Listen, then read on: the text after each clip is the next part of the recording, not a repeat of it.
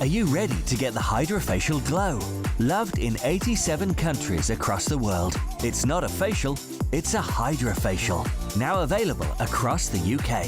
Visit hydrofacial.co.uk to find your nearest location. If we're in a pub or on a holiday, we don't know how to speak to the people on holiday with us. And it's all about using your voice and realizing how powerful and how remarkable it is.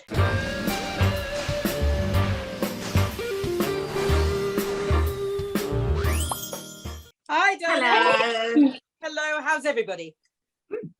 Absolutely fantastic. Having an afternoon snack of Marmite and toast. Oh, lovely. I have that. I love Marmite and toast. I'm going to have to copy So do you. I. But Yeah, me too. Do you like? No, it's interesting. Do you like the butter to go straight into the toast with the Marmite, or do you like the butter to stay on the top? Melt.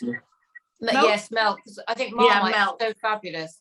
Do you know? I It's don't like interesting. it. I like it when it's harder. You see, so it's. Oh, We're going to Isn't start it- a whole new debate now, a Marmite debate, as if there isn't I was enough. going to say, Yeah. Oh. Marmite it's interesting when people say it's like Marmite, because some people hate it and some people love it. Of course. Exactly. And now we've got the butter added. Mm. It's like scones and cream and jam. It's a whole thing. Exactly. Moving on, I'm going to bring in our guest. And it is the amazing Cece Sammy. And I first met her on Sing and Dance for Comic Relief, which I did with Helen Lederer. And she was the voice coach for everybody. She also works in Hollywood, in London. She'll tell you all about it. And she has a brand new extraordinary show, which is starting now. Cece, welcome. Fantastic. There she is. Hello. Darling, hello. Oh, You know how terrible I am, and I'm still learning how to work this computer, you see. I did it at school, so I had to bit by bit, okay, right, where do I go now? And then take my glasses off. There we are, that's a whole other story. oh, you look Welcome great, to our nest, darling. Fabulous.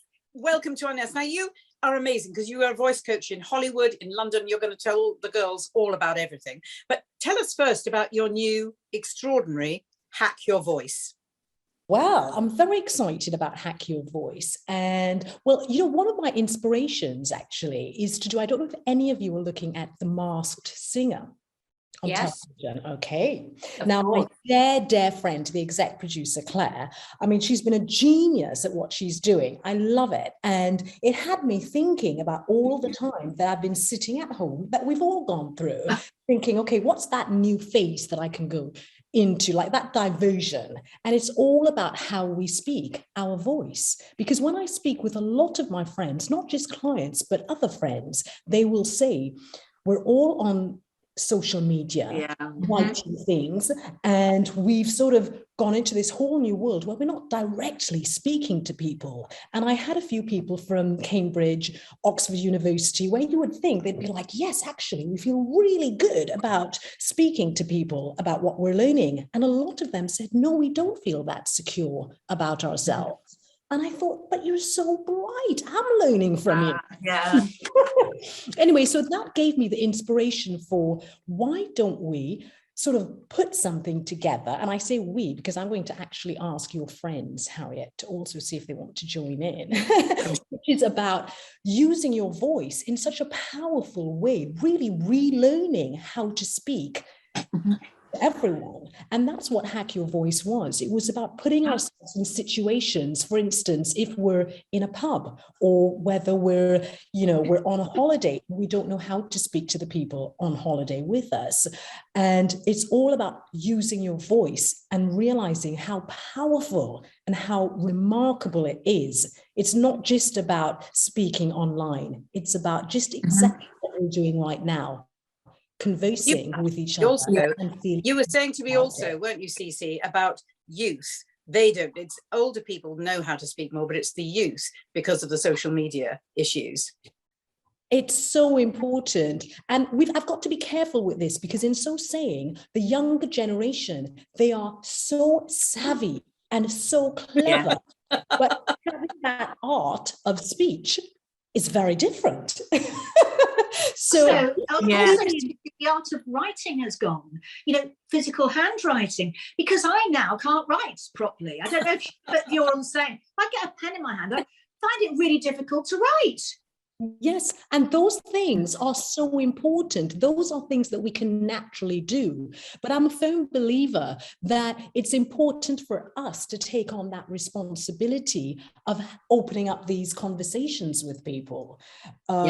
This is why for me, I'm so passionate about Hack Your Voice. And I use the word Hack Your Voice because it's, the younger generation would like that. For me, it'd be more about, let's talk about speech. But, I've got to have the young generation saying it. Cece, I have to tell you that I know that you've written a book called If You Can Speak, You Can Sing. And I mean, I do vocal coaching, not on the scale that you do, but when I do, I always say, if you can speak, you can sing. And I was fascinated, but you've gone a lot deeper than that, haven't you?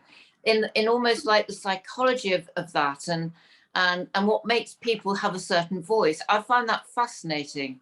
But it was really important to me because 4 months after I had my daughter, she's 10 years old now, but 4 months after I had her, I had a near-death experience. I had fully ruptured brain aneurysm.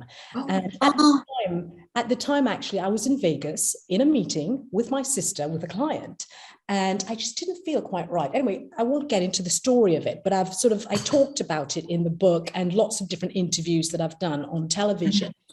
But it really reinforced my belief, which is if you speak, because I could not speak and I could not walk when that happened to me.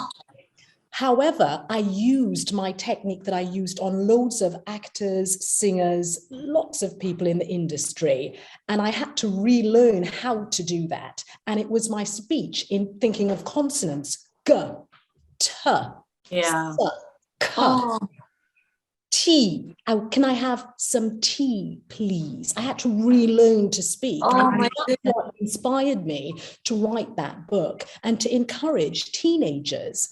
And I didn't expect the reaction, which was that the teachers then said, can we get some more books? Can we get some more? We love this. It's really helping even us in how we converse with the children, because it's two different languages, but not really. Again, it brings to the age. Cece, how long did it take you to recover from your aneurysm? And that's usually fatal. It is for lots of people. In fact, I had 2 weeks that I was out of it completely. So I was plugged in. And again, I think because of playing the piano, the classical side of things, I could hear what was happening. I'm not sure at what point that was in the 2 weeks. But at some point I could hear, but I could not move and I could not open my eyes. So I started moving my finger, and it was a doctor who saw it and said, let's test and see if she can breathe. And that's when they started taking things out. I mean, it was a horrific situation that I was in. However, again, it was music and the creativity that was my huge help in my recovery. So this is why I'm so passionate about taking it to the masses.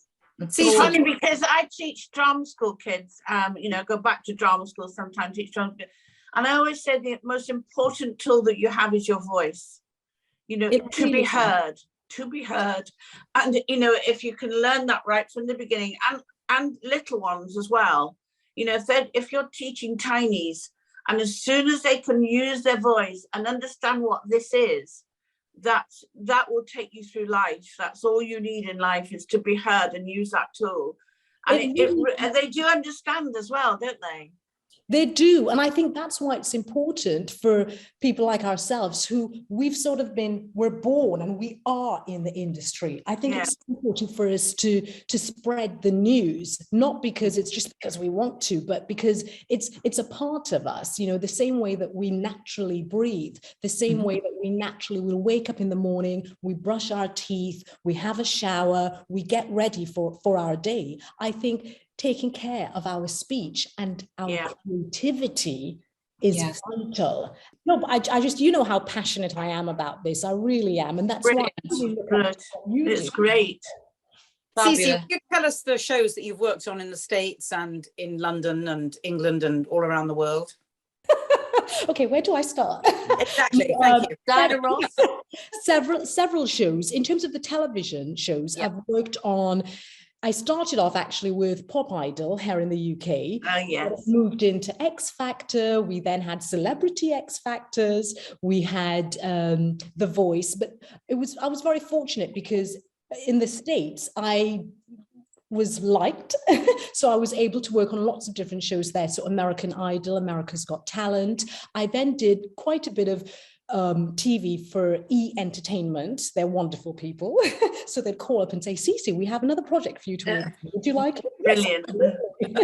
And Wow. I love working on TV because I can put the science. I'm very boring in that I love to read about the science of the voice. But then when I'm on camera, I can then turn it into a whole other forte, so I can do the boring side of me as well as the creative side. So and where did you start? Where did you grow up?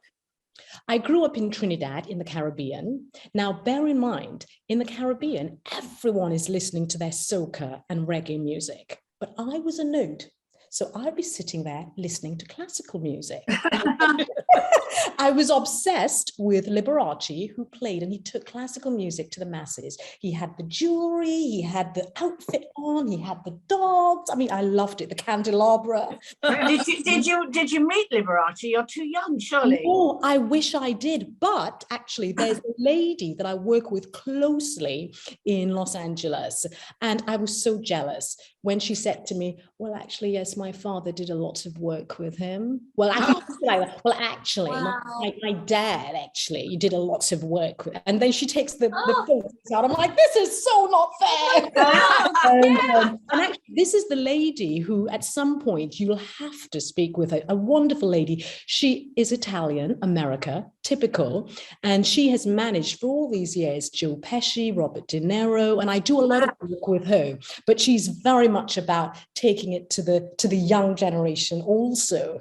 So but yes, she teases me when she says, well, actually, yes, Cece. I'm like, that's so not fair. Can you talk about The Voice, darling? Is it here that you work on The Voice or in LA? Here in the UK. I mean, that's a massive show here. It really is. And what I love about the show is, again, it's not having to stand there and think about what you're wearing, how you look, and thinking that because of how you, not saying that you would say this, but subconsciously, if I look a certain way, I have to sing a certain way. And again, people will, if you really break it down, it's about how we feel about ourselves and then how we project that to others. And so that's what I loved about The Voice, because it places you in a scenario where, you try out different things. If it works, it works. If it doesn't, that's still okay. You can leave the show and do something afterwards. Who decides who you coach, or what do you do, or do you oversee the whole thing? No, when I've worked on that, it varies. They will bring a team of different people and you will then use your skill. And my technique is specifically about the science of the voice and then the performance. So when I see someone, I will first do an assessment to range, okay, they're actually very good at picking things up really quickly. So I can work on this song in a certain way, whereby I might meet someone else and they won't be as flexible, but that's okay. But they have a great strength, for instance, in how they would stand, how they would perform, how they would react to certain things that are said. So for me, it's crucial to do the assessment. So my specialty is the technique and the performance. However, I have other coaches that work for my company, and they are brilliant at doing where their mind will go is the harmonies. So they will think, oh, wow, if they're recording, we could do this and have these backing vocalists sing this. We all have different strengths. So for me, it's really important to recognize what your strength is and not to focus on what we think is not the great part of what we do. I mean, I cannot do what lots of you do. You've got great strengths in that. And I'm constantly learning. And I think this is what I say to every client that I have. We are teaching each other. Yes. I think it's very empowering, Cece, to be a backing vocalist. I was a backing vocalist for a while, for a couple of years. I just adored it. I think it gives you so much confidence and you can use your voice in so many ways. So it's like, a constant sort of lesson, isn't it? I think it's amazing. So much. And do you know what? My first job actually was with Diana Ross. And I was 17 at the time. And she was so kind. I had no idea what I was doing at that point, because I studied classical music and this is the pop world. So I thought, oh my gosh. And everyone was the age that I am now. And but they were so kind, but particularly with Diana Ross, she took the time to come over to me, and she'd touch my hair and she'd say, very good, and she loved what I did because I was learning in process, and it made such a huge difference because it showed me time and time again. And I say this to new talent: the bigger the star, the kindest and the most understanding they are. I agree. Absolutely. Can you tell me, Cece, what's your book called again? If You Can Speak, You Can Sing. Right. And when did that come out? Because I'm going to buy it. So that came out in 2019. I think it was in February. Debbie, are you about to think of starting a singing career, darling? I'm very interested in Cece, and I want to know all about her recovery, because I had a friend of mine who had a brain aneurysm as well, and it took her many years. And she said the thing, and I'm sorry to bring this up, and I know you said you didn't want to talk about it, but what happened to my friend was that she said, because you're not physically, you don't have a broken arm or a broken leg, that people see you, and because you look the same, they don't understand that you've got a recovery. Absolutely, on every level. When I say I would say he in the wrong place and she in the wrong place. I couldn't connect the words. And even before that, like I said, I could not speak at all. I was just lying there, but I could absolutely hear every word. And my sister was amazing. She played classical music in the room because she knew how much that meant to me. And I'm glad she did. I remember on one occasion, a nurse came in, unfortunately, and said, your sister can't hear you. And my sister said, no, she can. And I'm playing the music that she loves. And I'm so thrilled that, for me, it touched me a lot that she, even though I was just lying there, and I couldn't move. But not just that, I had one step I had to take. So when I, for the first time, was lifted out of bed, I was put in a chair, and then I struggled to try to stand up. I took one step and then I had to sit back down. But again, because of the classical music, for me, it was really important. Okay, I've done that today. Tomorrow I'll take another step. Yes. And I had wonderful people that helped in this situation. And playing. Did you have another thing that happened to my friend was that she became very she became very worried about things. She once thought that she was locked into the hospital and she tried to escape. This is a very sort of grounded person, and just weird things. She was just doing weird things, and she couldn't remember anything at all. Had to write Post-it notes all over the place. That happened to me at first as well. Yeah. And again, but the importance of music, and I would say looking at actors, I love looking at Audrey Hepburn films, okay? And because you find it fascinating, you see how someone moves, how they become these different characters, and then you listen to how they speak, and you start to think to yourself, okay, let me adapt to that, let me try this. And this is why I'm so passionate for everyone. It doesn't matter how old you are, whether you are 6, 10, 50, or even 70, to have that creativity around you will help to keep in your maintenance in how you feel about yourself, even just in listening to it. You don't have to do it, because when I had the aneurysm, I couldn't do it. I couldn't speak. I had to decide to make those steps, do those exercises that I worked with people for years. And for me, it's really important just to spread the news. I'm really, really passionate, like Harriet said, about what I call hack your voice. And then when I started in 2019 with If You Can Speak, You Can Sing, because these are avenues for all of us in areas of life. And creativity is our anchor. Very simplistic term anyway. If you're feeling down, or you're, in this terrible 2 years that we've had, this dreadful world that we've all lived in, you put a piece of music on that means something to you, and it will lift your spirits. And it will push you through the day. And that's what I do. And I'll play it over and over until I can get out of whatever I've dropped myself into. I have lots of different songs depending on how bad I feel or how sad I feel. I lost my brother from a brain tumor a year and a half ago, and he was a Motown person. So I've not been able to listen to Motown at all. But now I've started to listen to it again, and it really lifts me back up to where he is, you know. That's very good. That's very And I think I associate music with certain times and certain things that bring me back. You know? What I would say as well is when you do play that genre of music, make notes as well, just the first thing that comes into your head, because you might find that there are things with your brother that you start remembering or thinking back to. Yes, it's that power of music. It really is so powerful. Cece, what do you listen to, Cece, before we go? It depends on the genre. So sometimes I would definitely put my classical music, but at times I will actually put sounds where I'm hearing nature. I would hear trees. Okay. It depends on who I'm working with, because if I'm working with a client in the pop world, it's better for me to sing out or to listen to music outside of that genre. Yes. If I'm not, then I reverse it. I will then come back into it. But yes, it depends. It depends on the mood that I'm in. Yeah, me too. Yeah. Well, thank you for coming. You've been the most brilliant guest. Please come back. She will, dear. There's no holding her back. Thank you so much. And can I just say, I am so thrilled that you guys are doing this. It's so important, honestly, for us. Thank you. When I'm sitting there, I'll drink my tea, watch you in action. Oh, is that what I'm doing? Thank you. Thank you so much. Thank you, Cece. You're amazing. Thank so lovely, darling. Take care. Bye. Bye. Bye.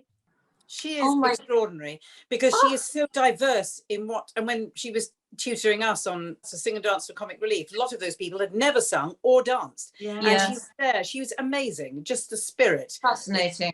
And she is gorgeous. She's beautiful, gorgeous. Beautiful, inside and out. Beautiful. So what a win-win. Win-win. Oh, lovely. Win-win and win-win. We'll be back on Friday. We will. See you Friday. See you Bye. Bye.